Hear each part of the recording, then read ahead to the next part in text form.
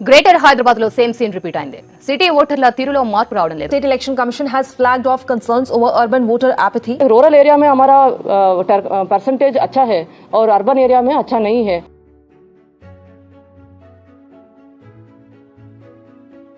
Hello everyone. India is the largest democracy in the world. అలాంటి ప్రజాస్వామ్యానికి ప్రాణం లాంటిది ఓటు హక్కు. అలాంటి ఓటు హక్కు ఈరోజు మన దేశంలో ముఖ్యంగా సిటీస్లో నిర్లక్ష్యానికి గురవుతుంది.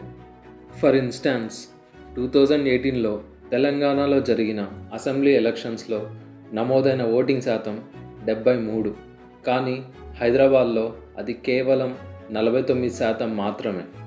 ఒక్క హైదరాబాద్లోనే కాదు, దాదాపు అన్ని మెట్రోపాలిటన్ సిటీస్లలో ఇదే పరిస్థితి. రీసెంట్గా జరిగిన కర్ణాటక ఎలక్షన్స్లో కూడా బెంగళూరులో నమోదైన ఓటింగ్ కేవలం 55% మాత్రమే. ఇక దేశవ్యాప్తంగా చూస్తే 2019 లోక్సభ ఎలక్షన్స్లో నమోదైన 67% దేశ చరిత్రలో నమోదైన అత్యధిక ఓటింగ్ పర్సెంట్. కానీ ఈ ఓటింగ్ శాతం ఎక్కువగా నమోదైంది విలేజెస్లో. So it is very clear that urban voters are keeping themselves away from the electoral process. If this trend continues, India soon will become a failed democracy. Coming into the details, universal adult franchise.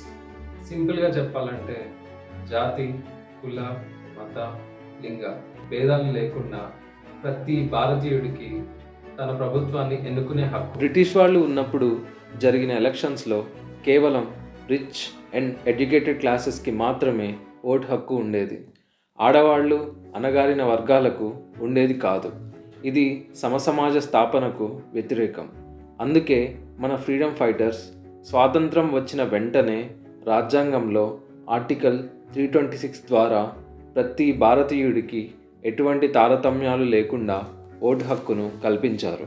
In fact US, Australia లాంటి developed nations కన్నా ముందే ఈ హక్కు మనకు లభించింది.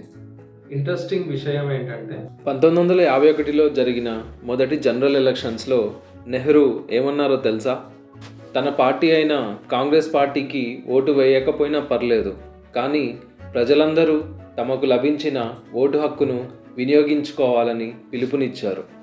ఇది ఆనాడు మన నాయకులు ఓటు హక్కుకి ఇచ్చిన ఇంపార్టెన్స్. అంతటి ఇంపార్టెన్స్ ఉన్న ఓటు హక్కును ఈరోజు మనం ఎఫిషియెంట్గా యూజ్ చేసుకోలేకపోతున్నాం. కానీ ఈ దేశాన్ని, ఈ సిస్టమ్ని చేంజ్ చేసే పవర్ ఒక్క ఓటుకు మాత్రమే ఉంది.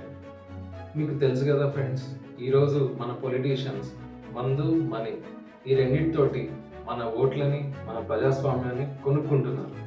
వీరి మెయిన్ టార్గెట్ సమాజంలో చదువుకొని పేద ప్రజలు. ఎడ్యుకేటెడ్ అండ్ యూత్ తమ ఓట్ని అంత ఈజీగా అమ్ముకోరు.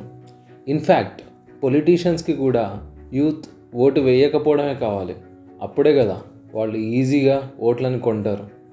ఫర్ ఎగ్జాంపుల్, 100లో 30 ఓట్లు అమ్ముడిపోతే చాలా పెద్ద విషయం, కానీ 1000లో 30 ఓట్లు అమ్ముడిపోతే కొంచెం చిన్న విషయం కదా.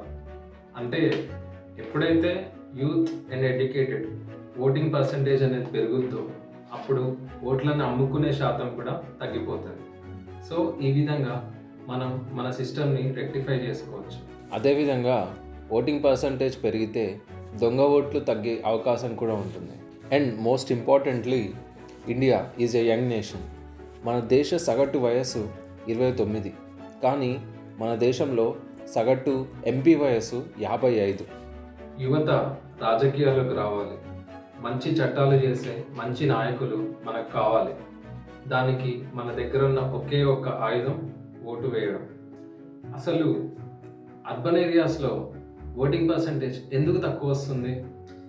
ఈసీఐ అనాలిసిస్ ప్రకారం అర్బన్ ఓటర్స్ ఎలక్షన్లకు దూరంగా ఉండడానికి రీజన్స్ చూస్తే అందులో మొదటిది వ్యవస్థ మీద, రాజకీయాల మీద, రాజకీయ నాయకుల మీద నమ్మకం లేకపోవడం.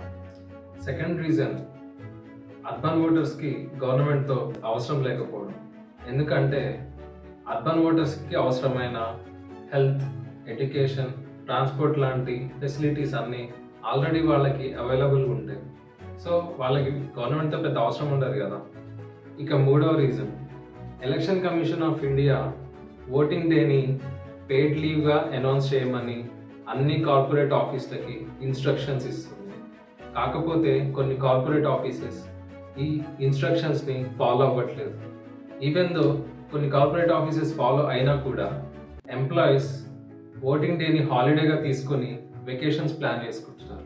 ఫోర్త్ రీజన్, మైగ్రెంట్స్ ఎవరైతే ఉన్నారో వాళ్ళు ఓటింగ్ డే రోజు ఎక్కువ దూరం ప్రయాణం చేయలేక వాళ్ళ ఓటింగ్ హక్కును వదులుకుంటారు.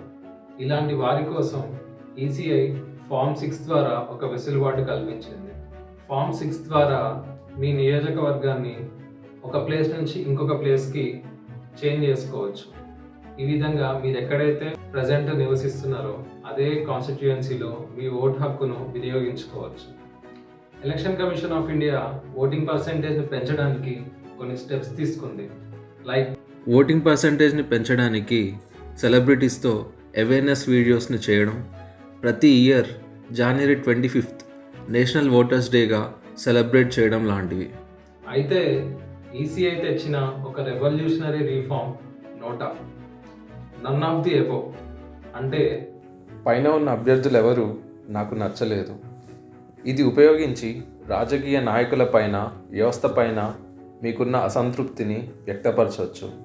దీనివల్ల అభ్యర్థులు లేక ఓటు వేయని పౌరులకు ఓటు వేసే అవకాశం లభించింది.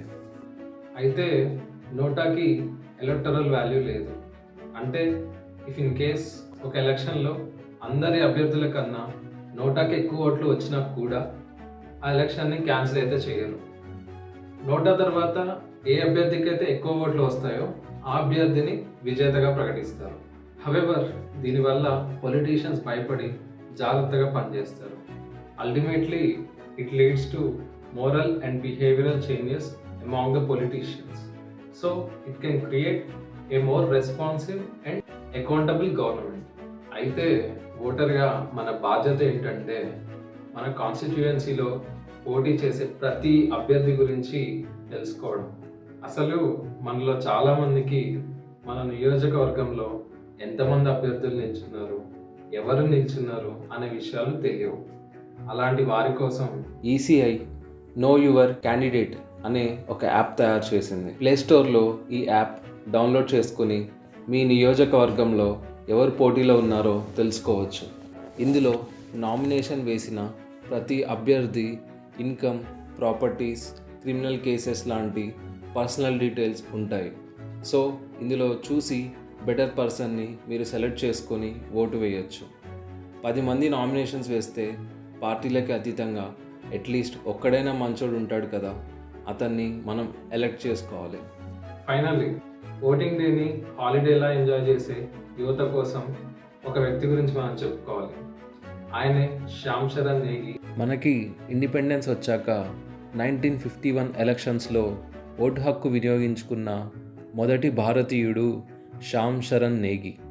ఆయన 102 సంవత్సరాల వయసులో తను చనిపోయే నాటికి ప్రతి ఎలక్షన్లో ఓటు హక్కు వినియోగించుకొని దేశంపై తనకున్న బాధ్యతను చాటుకున్నాడు.